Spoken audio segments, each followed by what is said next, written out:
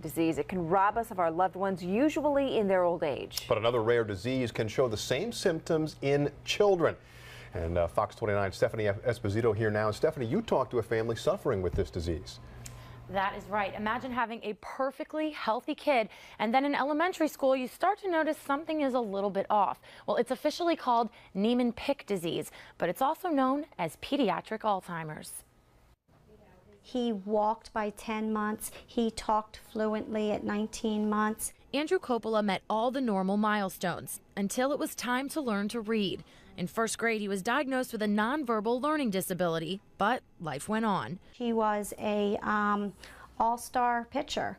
He played on the all-star team. In sixth grade, Andrew started having hand tremors, and that began a long journey of misdiagnosis and frustration. We had seen multiple doctors thinking that he had ADHD, and they had him on medications, and really the medications never made a difference. Andrew's behavior began to get bizarre. He was obsessive compulsive. He'd wander off, forget people's names, and then started to have problems with his balance.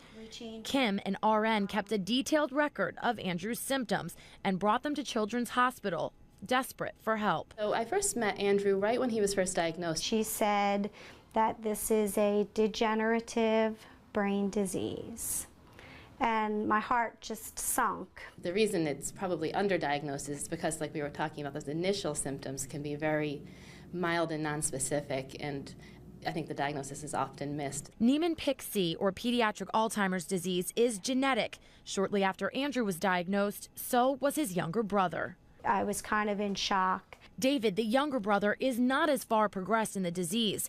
Both boys are on an experimental medication that seems to be preventing the disease from progressing. The family has started the Andrew Coppola Foundation to raise money to research this rare disease. What I would love to see happen, obviously, is that we can find a cure for this, but also so that the genetic testing can become more available.